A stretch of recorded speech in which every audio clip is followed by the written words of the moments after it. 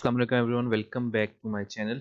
और आज की इस वीडियो में हम करने जा रहे हैं CS 401 पी प्रैक्टिकल सब्जेक्ट की असाइनमेंट नंबर 1 का सलूशन, जिसकी डेडलाइन है 14 नवंबर 2020।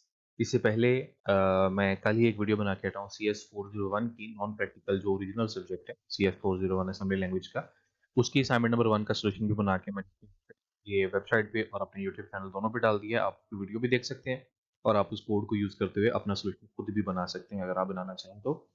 और CS 401 और 401 प्रैक्टिकल, इन दोनों सब्जेक्ट्स के अंदर आपके लिए जो भी रिक्वायर्ड सॉफ्टवेयर हैं, दो सॉफ्टवेयर यूज़ होते हैं। एक आपको नासम सॉफ्टवेयर यूज़ करना पड़ता है जो कि पोर्टेबल है, और एक आपको डॉसबॉक्स यूज़ करना पड़ता है। तो इन दोनों को इस्तेमाल करके आपने ये बनानी है, और इन दोनों सॉफ्टवेयर का लिंक भी आपको डिस्क्रिप्शन में मिल जाएगा, वहाँ से जाके आप अपने ये दोनों सॉफ्टवेयर डाउनलोड कर सकते हैं। तो वापस आते हैं हम अपनी क्वेश्चन फाइल की तरफ।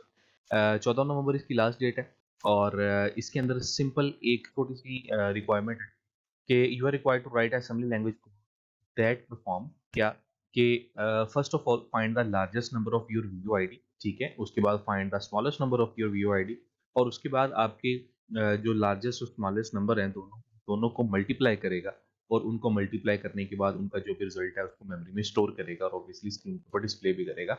और इस पर्पज़ के लिए हमने अपनी वीओ आईडी का इस्तेमाल करना है। जो हमारा सॉल्यूशन है वो कुछ इस तरीके का दिखना चाहिए। यहाँ पे मैं आपको दिखाता हूँ कि जो आउटपुट उन्होंने सैंपल के तौर पे दिया है, वहाँ पे आपकी आईडी किस तरीके से शो होनी चाहिए। तो ये आपकी व्यू आईडी यहाँ पे लिखी हुई नजर आनी चाहिए। स्टार्टिंग में ये जो जीरो लिखा है, ये हमारा व्यू आईडी ऐसा नहीं होगा, आपने जस्ट सेकेंड नंबर कंसीडर करना है। सो 2304125545, यहाँ तक जो है ये आपकी व्यू आईडी होगी। अगेन मैंने कल वाली वीडियो में भी बताया था, आज फिर बताता चलूँ कि जब भी आपने व्यू आईडी ऐसे इस्तेमाल करनी होती है कोड के अंदर, तो उसके शुरू में जो BC MC या BS वगैरह लिखा होता है वो आपने इस्तेमाल नहीं करना होता। आपने आगे के नंबर वाले डिजिट्स को ही यूज करना होता है। उसके बाद जो 4 यहाँ पे लिखा हुआ है, 4 विल बी द सॉरी, ये जो ऑप्शन नंबर 4 है इसके अंदर यहाँ पे 5 लिखा हुआ है, तो 5 will be the biggest number of your VO ID. और उसके बाद यहाँ पे 5 पॉइंट के अंदर, 5th पॉइंट के अंदर 01 लिखा हुआ है, ये आपका स्मॉलेस्ट नंबर हो जाएगा वीओ आईडी का। और उसके बाद जब हम इन दोनों को मल्टीप्लाई करेंगे तो हमारा आंसर यहाँ पे 5 आ जाना चाहिए। अच्छा जी, तो यहाँ पे एक चीज खास देखने वाली है, जैसे आप यहाँ पे आईडी के अंदर देख सकते हैं कि 230 है यहाँ पे, एंड उसके बाद 41254, ठीक है। तो यहाँ पे अगर हम काउंटिंग के हिसाब से, तो हमारे पास जो मिनिमम नंबर आता है दैट इज जीरो, क्योंकि जीरो भी एक इटसेल्फ एक नंबर है, एक डिजिट है। और मिनिमम के हिसाब से अगर हम देखें तो हाँ, जीरो एक मिनिमम नंबर आता है। तो इस आईडी के अंदर मिनिमम नंबर जो है वो होना चाहिए यहाँ पे जीरो, क्योंकि 2304125545 इज द आईडी, और जीरो जो है इसके अंदर मिनिमम नंबर होना चाहिए। और उसके बाद यहाँ पे अगर हम मैक्सिमम नंबर की बात करें तो 5 जो है वो इस आईडी के अंदर मैक्सिमम नंबर होना चाहिए। लेकिन यहाँ पे अगर हम अपनी कैलकुलेशन में देखें तो उन्होंने यहाँ पे मेंशन किया है कि यहाँ पे biggest number is 5 and smallest number is 1। इसका मतलब है कि इन्होंने स्मॉलेस्ट नंबर के अंदर जो मिनिमम नंबर है उसके अंदर इन्होंने जीरो को स्किप किया है, और जीरो को अलाउ नहीं किया यहाँ पे कैलकुलेशन में आने के लिए। और उन्होंने जीरो को स्किप करके जीरो के बाद 1 को एज अ मिनिमम नंबर यहाँ पे लिया है। इसका मतलब ये है कि जीरो अगर आपकी आईडी में आता है तो आपने उसको एज अ मिनिमम नंबर नहीं लेना, और जीरो के बाद कोई भी अवेलेबल मिनिमम नंबर होगा, वो 1 हो सकता है, 2 हो सकता है, 3 हो सकता है, 4 हो सकता है, कोई भी मिनिमम नंबर हो सकता है, वो वहां पे हमने यूज करना है। और फिर इन दोनों को हमने मल्टीप्लाई करना है, और यहाँ पे आगे पॉइंट नंबर 6 के अंदर हमारा आंसर आना चाहिए। और ये आंसर जो है वो हेक्सा की फॉर्म में होता है। सो 5 1 इज 5 आएगा यहाँ पे। 5 अगर 2 यहाँ पे आता तो 5 2 10 हो जाता, तो यहाँ पे 10 शो नहीं होना था, यहाँ पे ए आ जाना था, 0 A लिखा आ जाना था, क्योंकि हेक्सा के अंदर आता है। तो वो भी मैं आपको एंड पे करके दिखाऊंगा कि अगर आपकी आईडी के अंदर नंबर्स बड़े हैं और उनको मल्टीप्लाई करने की वजह से वैल्यू बड़ी आती है, तो फिर यहाँ पे क्या आंसर आएगा, और आप कैसे मेक श्योर कर सकते हैं कि ये आंसर वाकई ही ठीक वाला है, वो हम कैलकुलेटर के थ्रू करेंगे।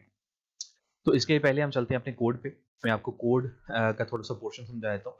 फर्स्ट ऑफ ऑल यहाँ पे लाइन नंबर 3 के अंदर आईडी है, और इस जगह पे आपने अपनी वीडियो आईडी को चेंज करना है, ठीक है। यहाँ पे चेंजेस आएंगे। यहाँ पे अगेन मैं आपको बता दूं कि आपने स्टार्टिंग में BC और MC वगैरह जो भी होते हैं वो नहीं लिखने इनिशियल्स, आपने सिर्फ नंबर्स यहाँ पे लिखने।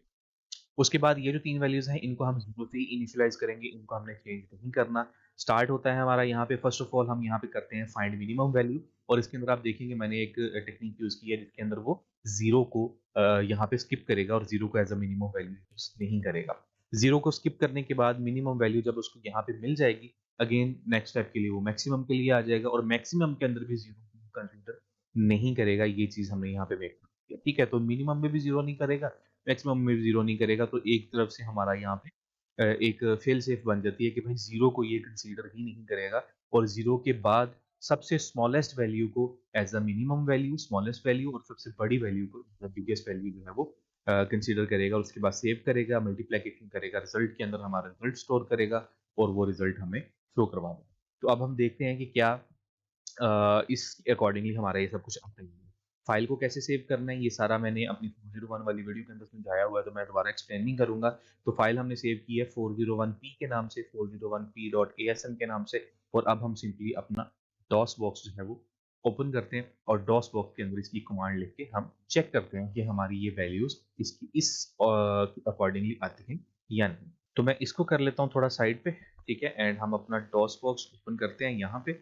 ये हमारे वाला डॉस बॉक्स है, और इसके अंदर हम अपनी कमांड लिखें। So command is mount C space C colon backslash असमसॉफ्ट, हमारे फोल्डर का नेम है, और बाद में सी के अंदर ड्राइव के अंदर हम माउंट करेंगे इसको। देन हम नासम की कमांड यहाँ पे यूज करेंगे फाइल को असेंबल करने के लिए। यहाँ पे कंपाइल नहीं होता बेसिकली, सो कंपाइल का वर्ड हम यूज करते हैं, तो समझ लें कि हम फाइल को लाइक ट्रांसलेट कर रहे हैं, एग्जीक्यूट कर रहे हैं इन सिंपल वर्ड्स, ठीक है।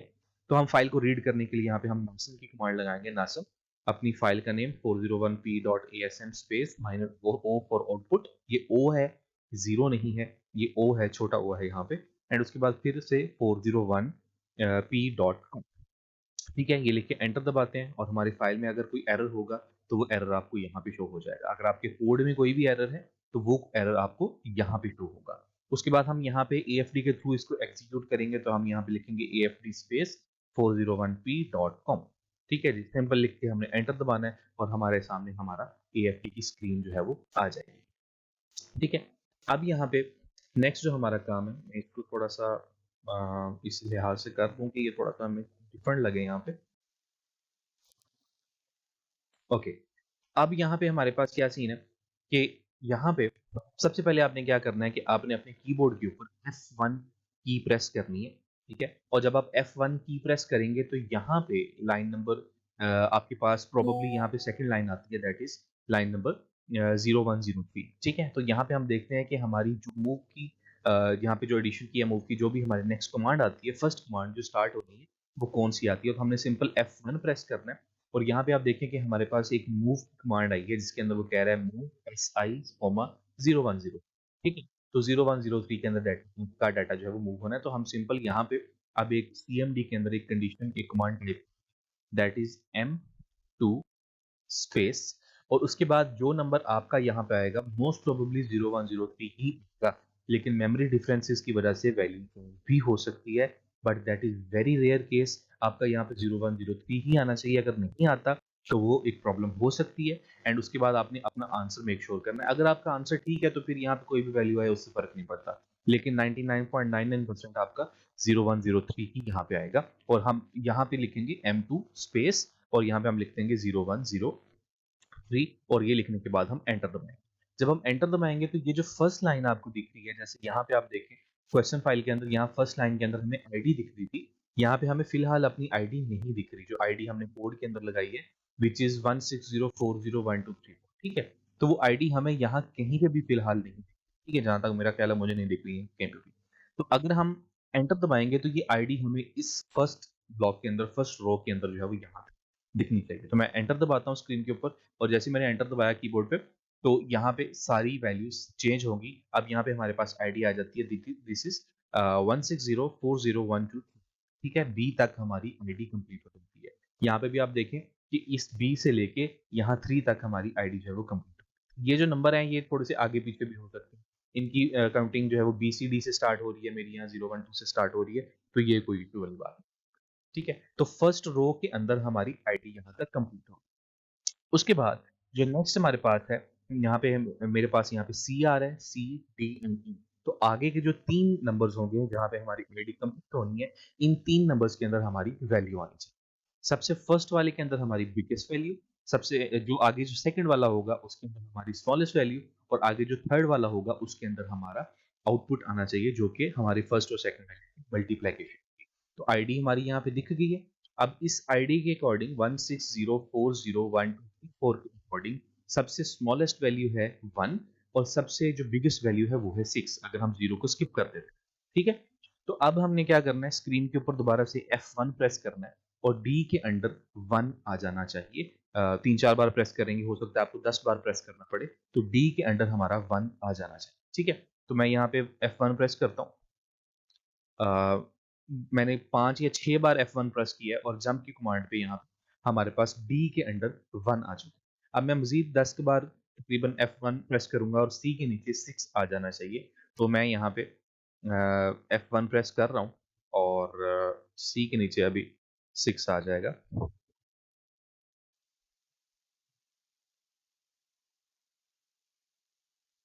ये जी, हमारे पास सी के नीचे 6 आ गया। आज मैं तकरीबन 15 या 16 बार F1 को प्रेस किए और सी के नीचे हमारे पास 6 नंबर जो है वो आ चुका है। अब 3-4 बार और प्रेस करूंगा तो 6 मल्टीप्लाई 1 इज इक्वल टू 6, हमारा ई के नीचे 6 का आंसर आ जाएगा।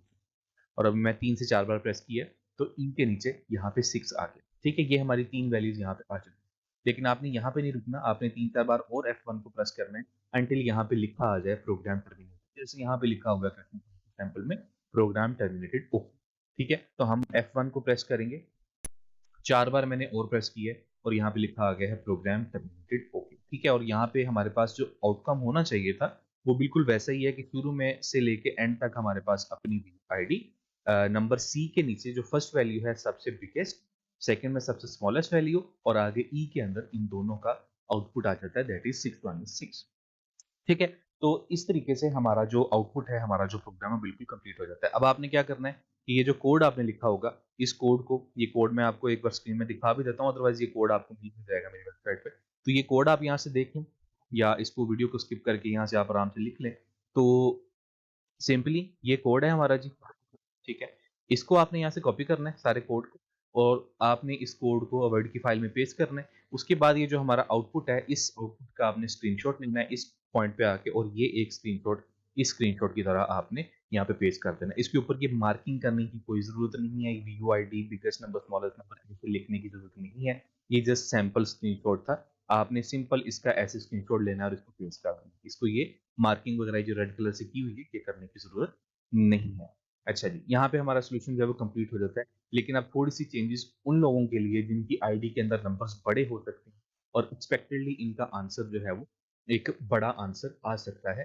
तो लेट्स सपोज कि मैं यहाँ पे क्या करता हूँ, मिनिमम वैल्यू मैं 3 कर देता हूँ, तो मैं वंस यहाँ से खत्म कर देता हूँ, मैं 3 कर देता हूँ, 3 की जगह पे यहाँ पे 9 लिख देता हूँ मैं।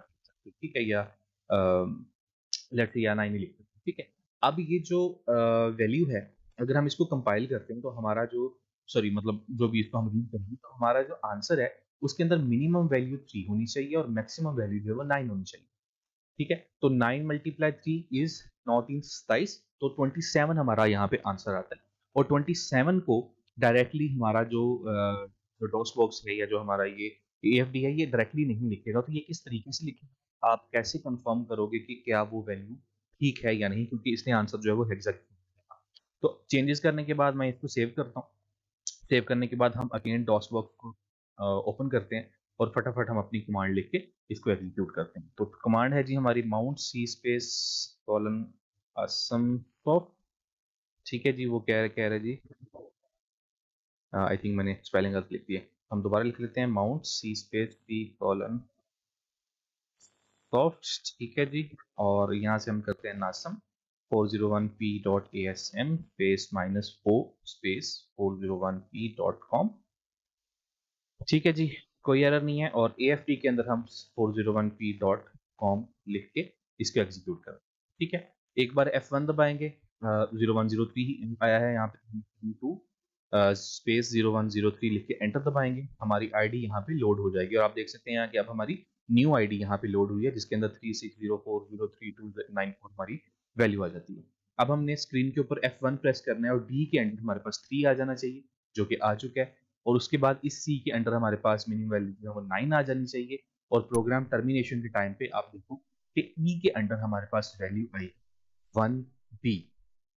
ठीक है, अब ये 1b हमारे पास आया है और अगर हम अपनी मैथमेटिकली कैलकुलेशन करते हैं तो 9 मल्टीप्लाई 3 इज 27, 9 3 27 आता है, तो यहाँ पे 27 आना चाहिए था, लेकिन 27 की जगह पे यहाँ पे 1b आया है। तो अब हमने मेक श्योर करना है कि क्या ये 1b ठीक है। तो सिंपल हम अपना कैलकुलेटर ओपन करेंगे प्रोग्रामर मोड में जाएंगे या आप गूगल पे भी कर सकते हैं कि 27 को हेक्सा में कितना आएगा। तो यहाँ डेसिमल की फॉर्म में आप लिखें 9 मल्टीप्लाई 3 इज इक्वल टू कर लेते हैं 27 और 27 हमारे पास आता है जी डेसिमल में। और अगर हम हेक्सा पे क्लिक करते हैं तो यहाँ पे आप देखो कि इसकी हेक्सा की जो वैल्यू है वो आ जाती है 1b। ठीक है, तो डेसिमल का 27 हेक्सा के अंदर 1b बनता है और यहाँ पे ई के अंदर हमारे पास 1b लिखा हुआ आ। ठीक है जी, तो इससे हमारा ये एक चीज मेक श्योर हो जाएगी कि हमारी जो वीयू आईडी के अंदर कैलकुलेशन होती है बिल्कुल यहाँ पे ठीक होती है। सो अगर आपके नंबर आते हैं ना सिंपल 1 2 3 4 5 कुछ भी ऐसे एक नंबर आ जाता है तो ठीक है, वो तो सीधी सीधी बात है, सिंपल सी कैलकुलेशन है। लेकिन अगर यहाँ पे एबीसी वगैरह लिखी हुई आती तो आप इसको ऐसे कन्वर्ट करके कैलकुलेटर से रिकन्फर्म कर सकते हैं कि आपकी वैल्यू बिल्कुल ठीक है। तो ये था जी CS401P का असाइनमेंट नंबर 1 का सोल्यूशन फॉर 2023। तो काइंडली इस सोल्यूशन को, इस वीडियो को दूसरों के साथ लाजमी शेयर कीजिएगा अपने दोस्तों के साथ, ताकि वो इस वीडियो को देख के अपनी असाइनमेंट का सोल्यूशन खुद बना सकें। So thanks for watching this video, take care, अल्लाह हाफिज।